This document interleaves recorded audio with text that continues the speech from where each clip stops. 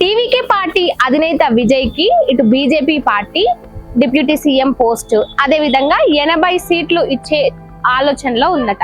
అయితే ఇంత పెద్ద బంపర్ ఆఫర్ నిజంగానే టీవీకే పార్టీ అధినేత విజయ్ కి వచ్చిందా అంటే ఇందులో చాలా అనుమానాలే కనిపిస్తున్నాయి. ఎందుకంటే టీవీకే పార్టీ అధినేత అయిన విజయ్ కి అసలు బీజేపీ పార్టీకి ఎక్కడా కూడా పొంతన లేదు. ఇటు ఈయన రాజకీయ పార్టీ ఏదైతే ఉందో ఈయన పార్టీ సిద్ధాంతాలు వేరు, అదే విధంగా బీజేపీ పార్టీకి ఉన్న సిద్ధాంతాలు కూడా వేరు.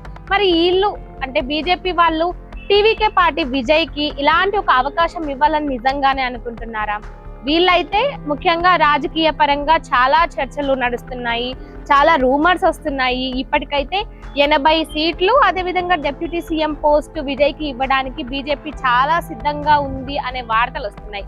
దీని మాత్రం ఇటు టీవీకే పార్టీ అదే విధంగా బీజేపీ పార్టీ అంతేకాకుండా అన్నా డిఎంకే పార్టీ ఈ 3 పార్టీలు కూడా దీన్ని కొట్టి పడేస్తున్నాయి. ఎందుకంటే ఇటు బీజేపీ పార్టీ ఏమంటుంది, అసలు మేము వాళ్ళతో అలాంటి చర్చలేం జరపలేదు. ముఖ్యంగా ఇటు బీజేపీ పార్టీకి సంబంధించిన అన్నామలై ఆయన ఏమంటున్నాడు, టీ కాఫీ ఎప్పటికీ కూడా కలవదు, అదే విధంగా ఇలాంటివి ఏ ఉన్నా కూడా నమ్మొద్దని గతంలో ఆయన చెప్పిండు.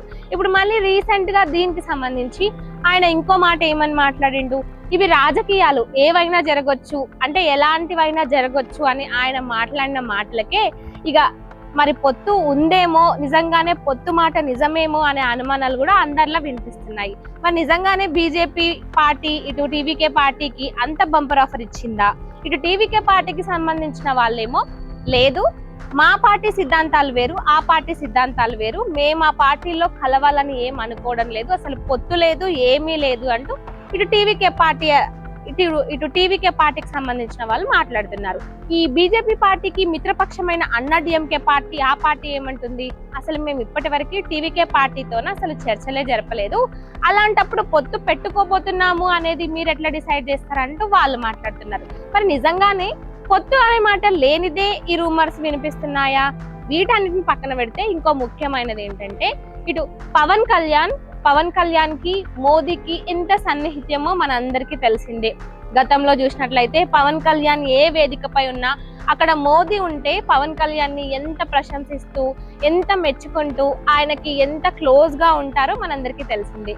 మరి ఇప్పుడు ఆ సాన్నిహిత్యాన్ని అంటే ఏదైతే పవన్ కు మోదీతో ఉన్న రిలేషన్ ఏదైతే ఉందో ఆ రిలేషన్ ని పెట్టుకొని అంటే ముఖ్యంగా ఇటు విజయ్ ని కూడా బీజేపీ పార్టీలోకి ఆహ్వానించేందుకు మోదీతో కలిపేందుకు కూడా పవన్ కళ్యాణ్ అడుగులు వేస్తున్నాడు, పవన్ కళ్యాణ్ అలాంటివి కూడా చేస్తున్నాడు. అంటే ఇటు బీజేపీ పార్టీ తమిళనాడులో చూసుకుంటే బీజేపీ పార్టీ ఇంకా స్ట్రాంగ్ అవ్వాలంటే టీవీకే పార్టీ కూడా బీజేపీతో కలిస్తే బాగుంటుంది, విజయ్ కూడా మోదీతో చేయి కలిపితే బాగుంటుంది అనే ఆలోచనలో పవన్ కళ్యాణ్ కూడా అడుగులు వేస్తున్నారు అనేది అయితే రాజకీయ పరంగా వినిపిస్తుంది. మరి నిజానికి వీళ్ళు కలుస్తారా?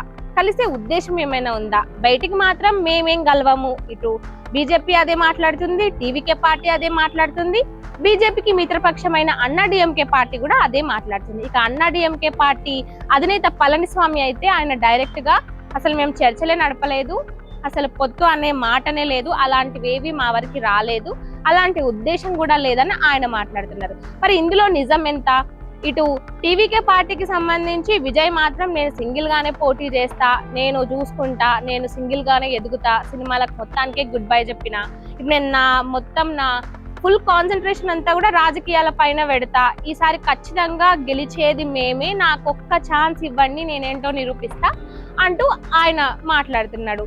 మరి ఇటు బీజేపీ పార్టీ నుంచి వస్తున్న మాటలు అంటే ఇటు టీవీకే పార్టీకి బంపర్ ఆఫర్ ఇవ్వడము 80 సీట్లు అంటే ఆషామాషి విషయం కాదు. ఒకవేళ నిజంగానే టీవీకే పార్టీ బీజేపీతో చెయ్యి కలిపితే ఇక బీజేపీకి తమిళనాడులో తిరుగు అనేదే ఉండదు అని చెప్పొచ్చు. ఎందుకంటే బీజేపీ పార్టీ ఓవరాల్ గా చూసుకున్నట్లయితే ఇక్కడ మన సైడ్ అంతగా లేకపోయినా అటు సైడ్ బీజేపీకి మంచి పలుకుబడి ఉంది, మంచి పేరుంది. అదే విధంగా ఆల్మోస్ట్ చాలా రాష్ట్రాల్లో కూడా బీజేపీయే పాలిస్తుంది. ఇక మరి ఇప్పుడు తమిళనాడులో కూడా ఏదైతే ఈ బంపర్ ఆఫర్ ఇవ్వడము దాన్ని టీవీకి యాక్సెప్ట్ చేయడము నిజంగా ఇదే గానే జరిగితే బీజేపీకి అయితే ఇంకా తిరుగు ఉండదు తమిళనాడులో. ఎందుకంటే తమిళనాడులో విజయ్ ఫ్యాన్స్ అంటేనే ముఖ్యంగా ఈ బీజేపీకి వ్యతిరేకంగా ఉండే వాళ్ళే మాక్సిమం విజయ్ కి సపోర్టెడ్ గా ఉంటారు. మరి ఇప్పుడు వీళ్ళిద్దరూ చేయగలిపితే విజయ్ ఫ్యాన్స్ పరిస్థితి ఏంటి?